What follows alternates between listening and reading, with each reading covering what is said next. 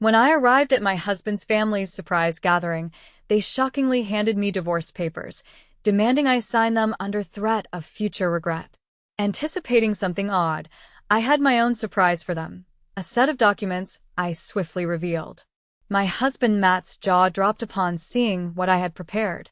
The odd feeling was triggered by a text from Julia, Matt's sister, who never directly contacted me unless passing on messages from their mother or to express complaints. Her message was devoid of warmth. "Hey, we're having a small family gathering this Sunday at Mom's house. It's important.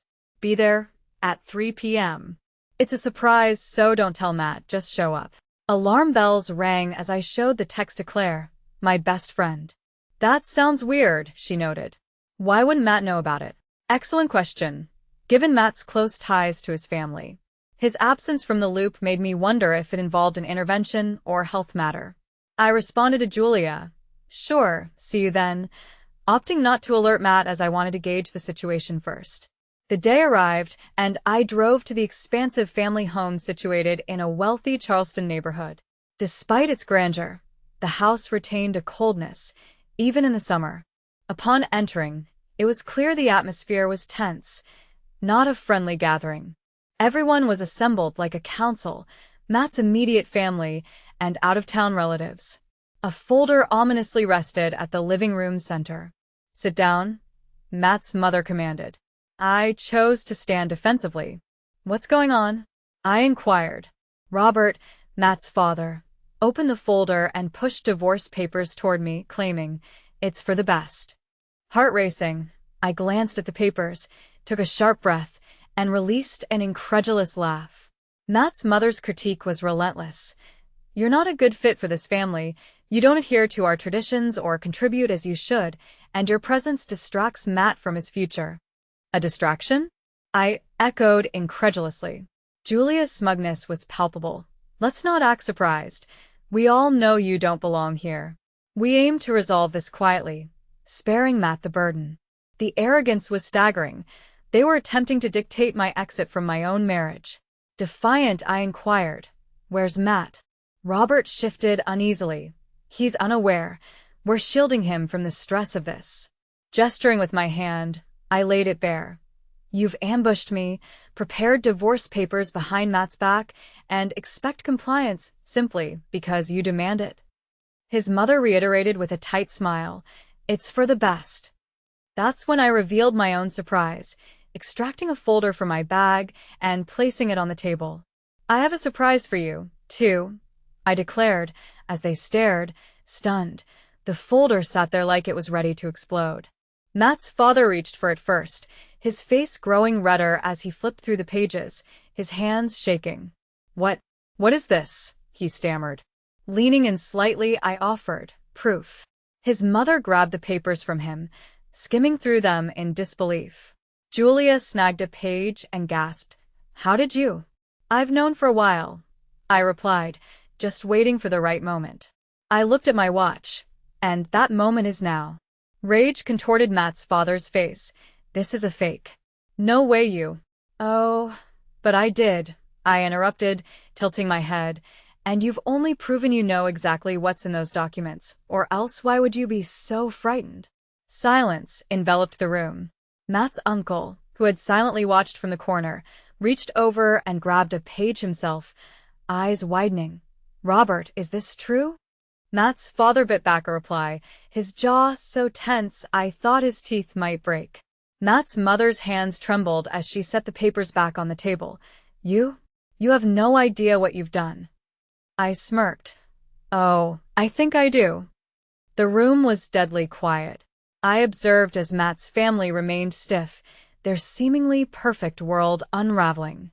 Julia's face turned pale, her hands balled into fists. His mother appeared as if she had swallowed a lemon, and his father, shook with barely restrained fury. Yet, they weren't who I was waiting for. Right on cue, the front door swung open. Matt walked in looking bewildered. "Hey, Mom said there was some kind of—" He froze when he saw the scene before him, his eyes shifting from the divorce papers on the table to the documents I'd thrown down. What the hell is going on?" Matt's mother shot up, Matt, sweetheart, sit down. We can explain. I cut her off. No, Matt, you should sit. You need to hear this. Not allowing anyone to take control of the conversation, I directed my words at Matt. Your family tried to ambush me into signing divorce papers behind your back, I revealed, but they didn't count on me having my own set of documents. He frowned, and I stepped a little closer, tapping on the folder I had brought. This is everything I found over the past few months. Bank records, emails, hidden transactions. You might want to take a look. Matt hesitated before grasping the papers, his face turning ashen as he went through them. His breath caught, his eyes grew wide. Dad, he whispered shakily. What the hell is this? His father stayed silent. Mom, his voice rose. Tell me this isn't real. She didn't even meet his gaze.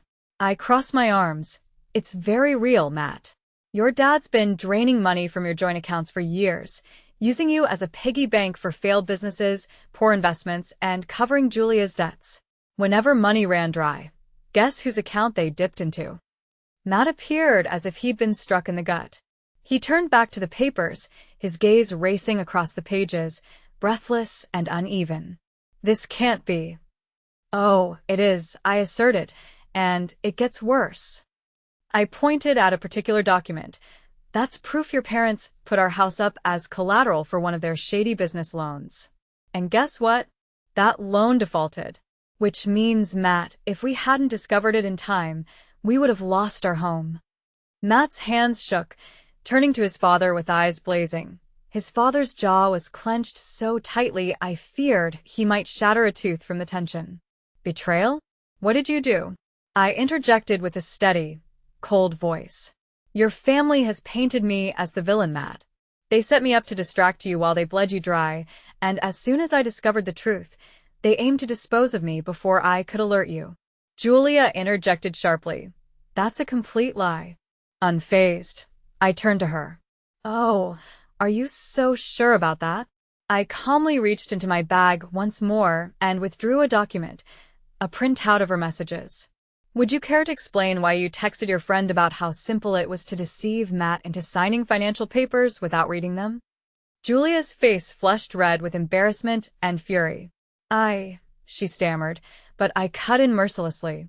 I have all of it, screenshots of your conversations, your bank transactions, everything. Facing Matt, I stated, your family isn't just privileged, they are criminals. Matt's father slammed his fist onto the table in fury. That's enough. Slowly, I turned my gaze to him. Oh, you don't get to make that call anymore. Breathing heavily, Matt focused on his parents with unfamiliarity as if seeing them for the first time. His mother spoke at last, her voice frail yet desperate. Matthew, darling, we were acting in your best interest. Everything we did was for you. Matt's voice was raw, breaking. Don't, he snapped. His mother flinched, silenced by the unprecedented fear now evident in their eyes. Matt was no longer their puppet. He addressed me, eyes filled with clarity not witnessed in years. Glancing first at the divorce papers his family had thrust at me earlier, then at mine. The ones I had prepared to liberate him from their control once and for all, his voice was soft yet resolute. What do we do next? He asked. I smiled faintly. First, I directed, sliding a pen toward him. You sign my papers. Matt's hands trembled as he focused on the pen, his gaze fierce and unyielding upon his parents. His mother sat pale, with tightened lips, while his father seemed on the brink of eruption. Julia, now furious, said nothing but seethed with rage. The weight of this pivotal moment was palpable. If Matt signed my papers, the entire framework his family had built, their dominion, access to his wealth, and ability to control him, would disintegrate. His father abruptly stood, the chair rattling against the hardwood floor. No, Robert growled, using a deep, threatening voice. You are not signing that.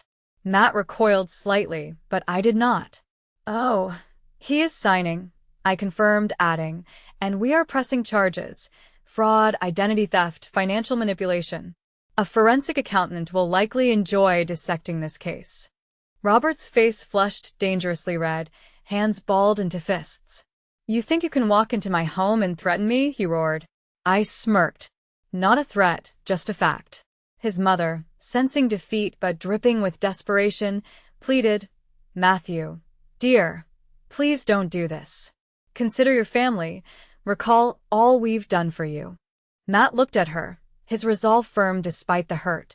"You took from me," he said, his voice hoarse but strengthened with resolve. "You lied to me. You nearly cost me my home." Desperately reaching, his mother pleaded for his hand, but he recoiled as if her touch scorched him. "Please, sweetheart," she whispered. "We love you." I scoffed. Yeah, what a peculiar kind of love. Then I fixed my gaze back on Julia, who stayed eerily silent for far too long. "You've got nothing." Julia stood there speechless, looking like a fish out of water as she glanced from her father to her mother and then back to me. Her voice rose suddenly as she demanded, "Do you really want the truth?" Leaning in closer, I lifted an eyebrow, inviting her to speak. "Please share the truth." "I do enjoy some truth," I retorted. Julia's expression turned sour. "Fine," she spat out. "You never belonged here. Our family merely tolerated you. You were always an outsider to us. The only reason my parents didn't kick you out sooner was because Matt was too blind to notice." Matt clenched his fists at her words. But Julia continued, "Without Matt, you're nothing. When this is done, what will you do? Do you think you can just walk away unscathed? Let me tell you, Matt's success was built on our connections and our opportunities. Take him from us, and you'll see your world crumble." I tilted my head with curiosity. "Is that so?" I inquired. Julia crossed her arms with a smirk. "Yes, go ahead and leave. Divorce Matt. Take whatever revenge you think you have. But ultimately, we come out victorious."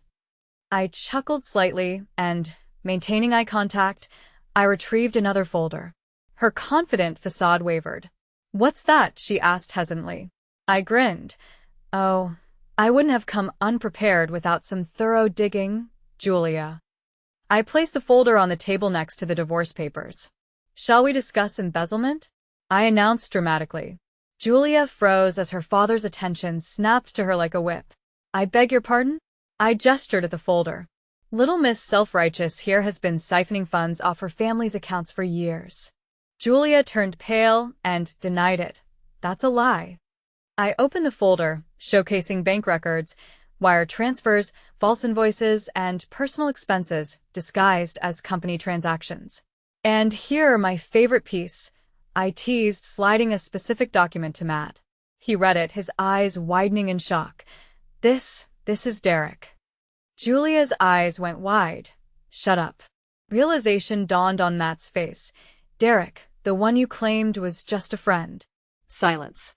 "Not only did you steal from your family, but you also funnel money to your secret lover," I remarked, shaking my head. Julia lunged in anger, but Robert intervened, holding her back. "Is this true?" he asked in a dangerously calm voice. Julia pulled away but couldn't provide an answer.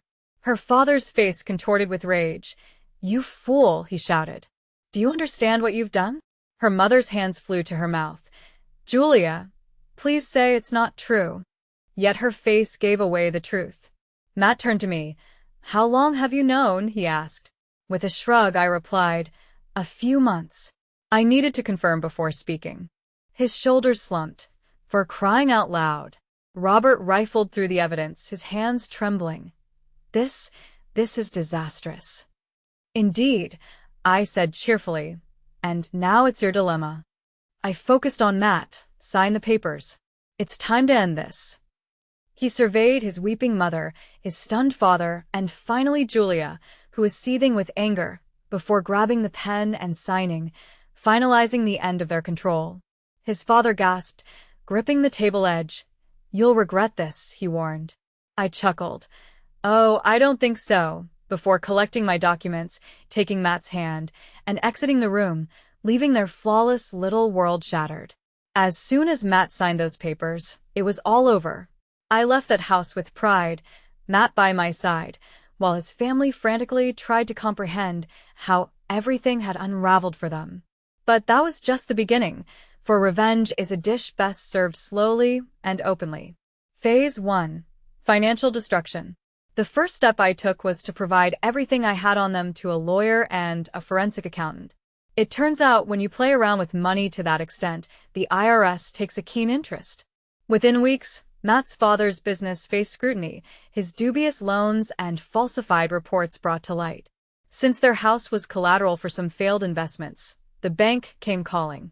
Their luxurious Charleston mansion was gone, the opulent cars repossessed, and their family-owned business, which had been a generational stronghold, fell apart under lawsuits and unpaid debts. A mutual friend told me Matt's mother had a complete breakdown when the bank foreclosed on their home. I wish I could say I felt sympathy. I didn't. Phase 2. Julia's disgrace. Julia, the family's acclaimed golden child, who believed she was beyond reach, was indeed reached by justice. The funds she embezzled, the fraudulent invoices, and the clandestine payments to her boyfriend Derek, all handed over to the law. Here's the kicker. With her father's business collapsing, no one could shield her. She faced charges of fraud, money laundering, and theft. Upon her arrest, I popped open a bottle of champagne. She attempted to play the victim, but karma wasn't listening. I ensured her employer learned everything. She was dismissed publicly, with no references and no second chances. Derek, her boyfriend, vanished when things soured, leaving her to face the consequences alone. Last I heard, she was stuck in a thankless job, drowning in debt, and ostracized by the high society she once boasted about being a part of. Good riddance. Phase 3. The divorce and liberation. Matt and I finalized our divorce swiftly. I received everything I was entitled to, my share of the assets, the house they recklessly gambled away, and peace of mind. Matt wasn't blameless in this. He had been oblivious for too long, letting his family dominate him.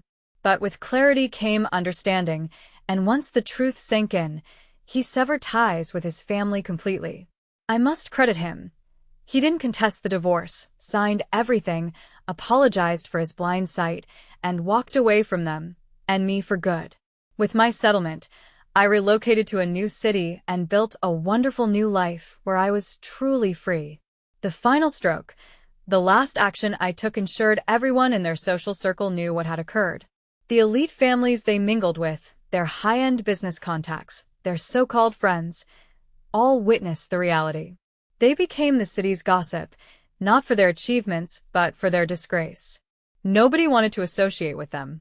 They were finished, and as for me, I was flourishing. Sometimes, revenge isn't just about retaliation. It's about watching others collapse under the weight of their own faults. And I had a front row seat. The end.